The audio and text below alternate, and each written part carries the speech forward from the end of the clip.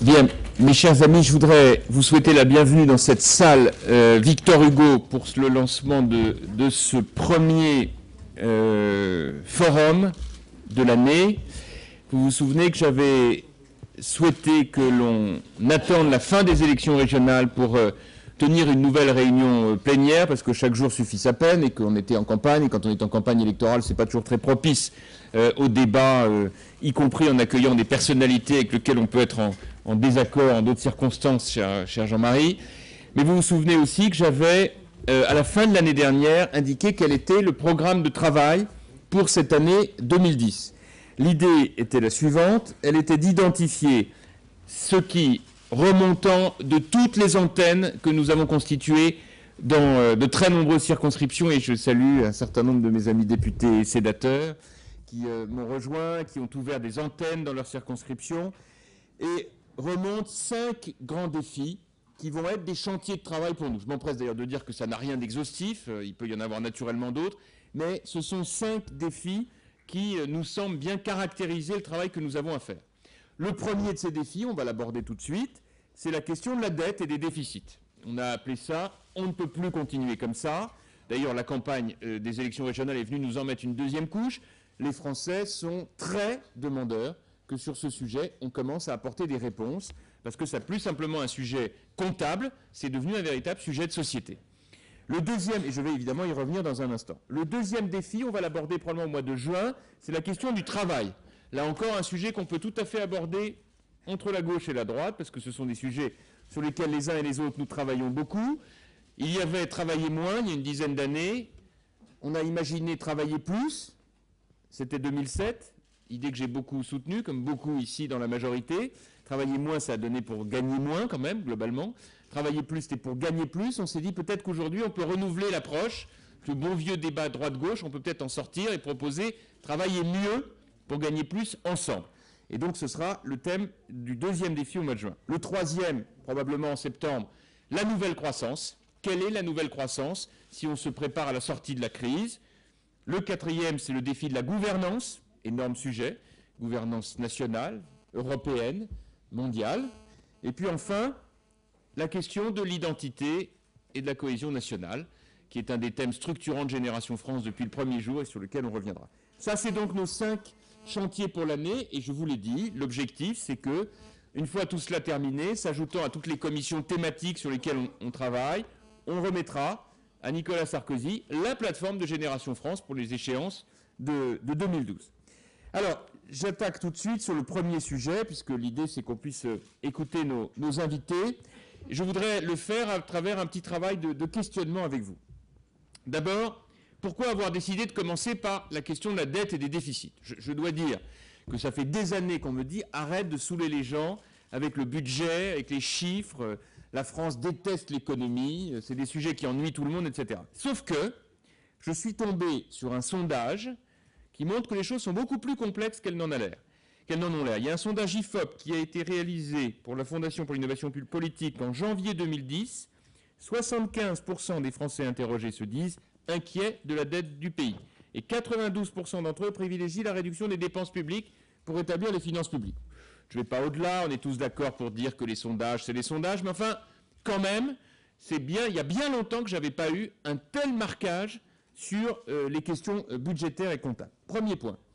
Deuxième point, nous sommes arrivés à un moment où quand le niveau de la dette publique est trop important, ça pose 3 problèmes. D'abord, ça bride notre compétitivité.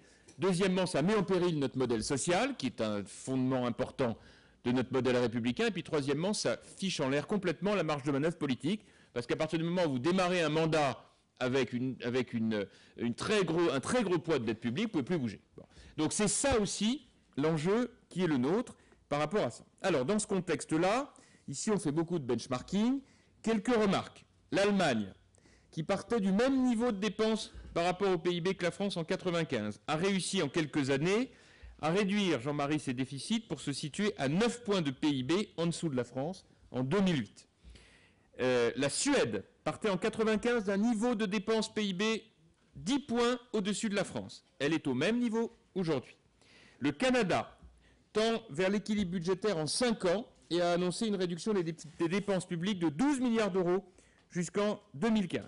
L'Espagne, qui est en grande difficulté, cher Jacques Delplat, vous allez sûrement nous en dire un mot, a adopté un plan d'économie budgétaire sur 3 ans, 50 milliards d'euros d'ici 2013. Les Pays-Bas prévoient 40 milliards d'euros d'économie dans le budget 2010, et ainsi de suite. Moi, je veux juste dire une chose, la France n'est pas une île. Voilà des débats que nous avons régulièrement au sein de notre majorité. C'est un véritable combat politique pour nous que de le dire matin, midi et soir, la France n'est pas une île. Si jamais nous restons sur cette base, nous serons prisonniers d'une approche que nous n'aurons pas maîtrisée et qui nous interdira toute politique publique pour l'avenir. Alors, vous aurez bien entendu toute une série de chiffres qui vont vous montrer ces éléments. On a essayé de faire les choses de manière très pédagogique. Quelques mots sur nos invités. Ils vont nous rejoindre au fur et à mesure de cette réunion. Certains sont en commission parlementaire. Voilà, on essaie de faire avec les uns et les autres. Donc, nos différents intervenants. Jacques Delplat, qui est ici présent, qui est un économiste, membre du Conseil d'analyse économique, que je connais depuis très longtemps, dont j'admire beaucoup les travaux, même si je ne partage pas toujours, mon cher Jacques, toutes vos conclusions, mais il m'arrive d'être souvent inspiré par vos idées. Vous préconisez de changer la Constitution pour introduire des obligations de réduction de déficit ou de dépenses publiques. J'ai repris pour partie cette idée dans une interview dans les Échos la semaine dernière. Les Allemands l'ont fait avant nous, et nous allons accueillir tout à l'heure, si le TGV veut bien l'amener jusqu'à nous, le docteur Thomas Gekele, d'où d'ailleurs le petit appareil pour traduction simultanée pour ceux qui n'auraient pas fait allemand dès la 6e. Voilà. Il est conseiller spécial du groupe CDU au Bundestag sur les questions de finances publiques, et il va nous raconter comment en Allemagne ils ont fait ce travail très contraignant de réforme constitutionnelle. Nous allons avoir tout à l'heure la visite de Gilles Carrez, rapporteur général du budget, de Pierre Méhaignerie, qui nous a rejoint, qui est président de la commission des affaires sociales, qu'on accueille pour la première fois à Génération France, Michel Piron, qui lui anime depuis le début l'atelier performance de Génération France, Jean Leonetti qui va nous rejoindre, Jean-Marie Le Guen, que je veux vraiment saluer tout particulièrement pour sa présence. Vous savez que moi j'ai toujours à cœur dans nos débats d'avoir des personnalités de toutes les sensibilités politiques. Jean-Marie est député socialiste, qui ne m'empêche pas d'avoir pour lui beaucoup d'estime et de, je dois dire, écouter toujours avec attention ce qu'il dit. C'est plutôt un guerrier dans sa catégorie. Moi j'admire les guerriers parce que je pense que dans la vie, les combats c'est important, ça s'appelle le courage politique.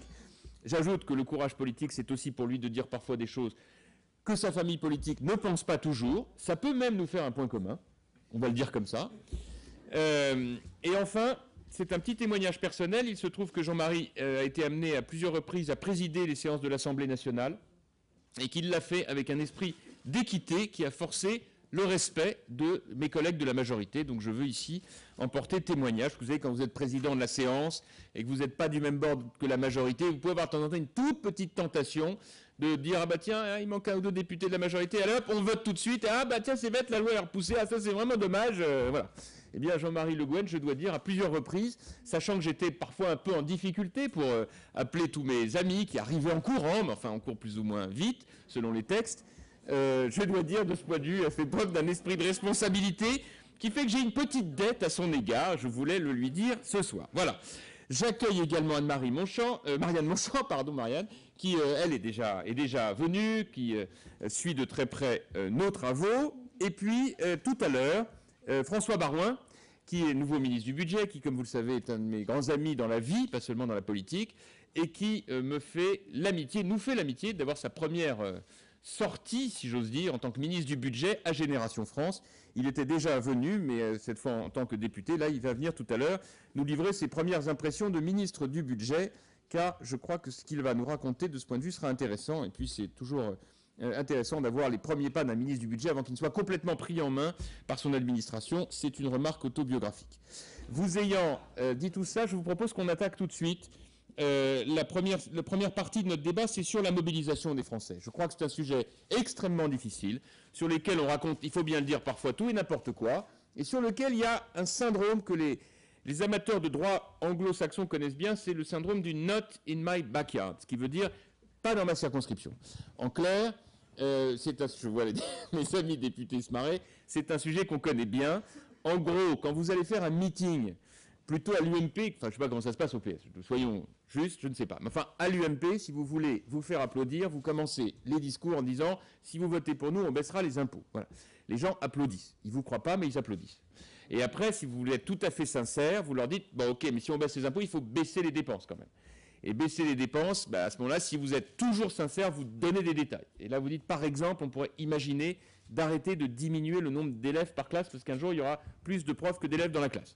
Ou bien, peut-être qu'on peut imaginer, je le dis devant mon ami Franck Riester, que l'hôpital de Meaux, l'hôpital de Coulommiers, l'hôpital de Lagny, peut-être on puisse regrouper, mettre en commun des moyens, voir comme... Voilà. Alors, généralement...